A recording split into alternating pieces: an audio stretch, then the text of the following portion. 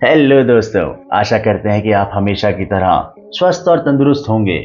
हम एक बार फिर आ गए हैं आपके सामने फैक्ट्स की दुनिया की एक और वीडियो को लेकर। दोस्तों, आपने सुना ही होगा कि 27 सितंबर 2024 को बैरूत में एक भूमिगत बंकर को निशाना बनाकर किए गए इजरायली हमले में हिजबुल्लाह के नेता हसन नसरल्लाह की मौत हो गई। यही नहीं, पिछले कुछ हफ्तों में इजरायल के हवाई हमलों द्वारा लेबनान में कम से कम 7 हाई रैंकिंग हिजबुल्लाह कमांडर्स और ऑफिशियल को मार गिराया गया है। दोस्तों, यह भयावह युद्ध का सिलसिला पिछले साल से ही चला आ रहा है। हिजबुल्लाह द्वारा हमास का समर्थन शुरू करने के बाद से इजरायल ने हमले तेज कर दिए।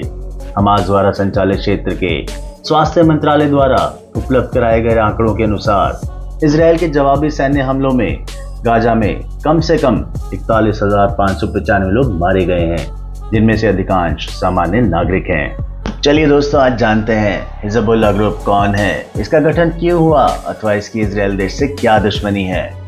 हिजबुल्लाह लेबनान में स्थित एक शिया मुस्लिम राजनीतिक दल और आतंकवादी समूह है। ये 15 साल के लेबनानी गृह युद्ध, जो कि 1975 से 1990 तक चला, उसी अराजकता के दौरान स्थापित हुआ। ईरान समर्थित समूह इजरायल के हिंसक विरोध और मध्य पूर्व में पश्चिमी प्रभाव के प्रतिरोध से प्रेरित है। हिजबुल्लाह को संयुक्त राज्य अमेरिका और कई अन्य देशों द्वारा आतंकवादी संगठन माना जाता है। हाल के वर्षों में हिजबुल्लाह और इजरायल के बीच सीमा पार झड़पें बढ़ी हैं, खासकर गाजा पट्टी में हमास के साथ इजरायल के चल रहे युद्ध के बीच। इजरायल राज्य का खात्मा शुरू से ही हिजबुल्लाह की प्राथमिक लक्ष्य रहा है। हिजबुल्लाह इजरायल राज्य की सरकार और नीतियों का विरोध करता है। आंकड़ों के अनुसार हिजबुल्लाह में करीब 1 लाख से ज्यादा एक्टिव मेंबर्स हैं। दोस्तों, आइए जानते हैं कि हिजबुल्लाह ग्रुप इतना शक्तिशाली और खूंखार आतंकवादी संगठन कैसे बन गया है। दोस्तों, सन 1983 में बैरूत के अमेरिकी दूतावास पर बमबारी हुई, जिसमें 63 लोग मारे गए। अक्टूबर में अमेरिकी और फ्रांसीसी सेना की बैरक पर आत्मघाती हमलों में 305 लोग मारे गए। अमेरिकी अदालत ने फैसला किया था कि हमलों के पीछे हिजबुल्लाह का हाथ है। सन 1984 में बैरूत के अमेरिकी दूतावास परिसर में हिजबुल्लाह द्वारा किए गए एक कार बम विस्फोट में दर्जनों लोग मारे गए थे। सन 1985 में हिजबुल्लाह ने अपना पहला घोषणा पत्र जारी किया, जिसमें यरूशलेम की मुक्ति के लिए दक्षिण लेबनान से इजरायली सेना को खदेड़ना शामिल था। हिजबुल्लाह ने पुष्टि की कि वह सही मार्गदर्शित इमाम अयातुल्लाह खमैनी द्वारा प्रस्तुत एक बुद्धिमान और न्यायपूर्ण आदेश के आदेशों का पालन करता है। सन 1989 में लेबनान के सांसद ताइफ सऊदी अरब में मिलते हैं और गृह युद्ध को समाप्त करने और लेबनान पर सीरिया को संरक्षिता प्रदान करने के लिए एक समझौते पर हस्ताक्षर करते हैं। यह समझौता हिजबुल्लाह को छोड़कर सभी मिलिशिया को निरस्त्र करने का भी आदेश देता है। सन 1992 में ब्यूनस आयर्स में इजरायली दूतावास पर हिजबुल्लाह के हमले में बमबारी की गई।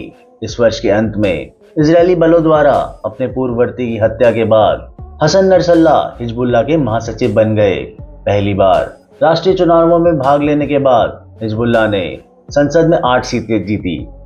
सन 1994 में इजरायल के लंदन दूतावास और ब्यूनस आयर्स यहूदी समुदाय केंद्र पर कार बम विस्फोटों का श्रेय भी हिजबुल्लाह को दिया गया है। सन 1997 में संयुक्त राज्य अमेरिका ने हिजबुल्लाह को एक विदेशी आतंकवादी संगठन घोषित किया है। सन 2005 में लेबनान के प्रधानमंत्री रफीक हरीरी की हत्या कर दी गई। उनकी मृत्यु, जिसका श्रेय सीरिया को दिया जाता है, दावेदार क्रांति की शुरुआत करती है। बाद में संयुक्त राष्ट्र के एक न्यायाधिकरण के हरीरी की मौत में हिजबुल्लाह को दोषी ठहराया गया। सन 2006 में हिजबुल्लाह ने 2 इजरायली सैनिकों का अपहरण कर लिया। इजरायल के साथ 1 महीने तक युद्ध चला, जिसमें 1000 से ज्यादा लेबनानी और 50 इजरायली मारे गए। सन 2009 में हिजबुल्लाह ने एक अद्यतन घोषणा पत्र जारी किया है, जो लोकतांत्रिक प्रक्रिया के प्रति अधिक खुलेपन को व्यक्त करता है। सन 2011 में सीरिया गृह युद्ध में उतर गया। हिजबुल्लाह अंततः बशर अल असद के शासन का समर्थन करने के लिए हजारों लड़ाके भेजता है। सन 2012 में बुल्गारिया में इजरायली पर्यटकों को ले जा रही बस को निशाना बनाकर किए गए आत्मघाती बम विस्फोट में 6 लोगों की मौत हो गई। यूरोपियन संघ ने हिजबुल्लाह को इसका दोषी ठहराया।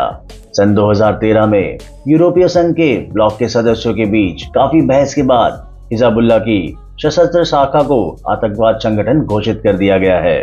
सन 2018 में इजरायल ने दक्षिणी लेबनान से इजरायल में मीलों लंबी सुरंगें खोज की है, जिसके बारे में उनका कहना है कि ये सुरंगें हिजबुल्लाह की हैं। सन 2019 में आर्थिक संकट के कारण बड़े पैमाने पर विरोध प्रदर्शन शुरू हो गए और हिजबुल्लाह सहित राजनीतिक अभिजात वर्ग से सत्ता छोड़ने की मांग की गई। प्रधानमंत्री साद हरीरी ने इस्तीफा दे दिया। सन 2020 में अमेरिकी ड्रोन हमले में ईरानी कुद्स फोर्स के कमांडर कासिम सुलेमानी के मारे जाने के बाद हिजबुल्लाह ने बदला लेने की कसम खाई है।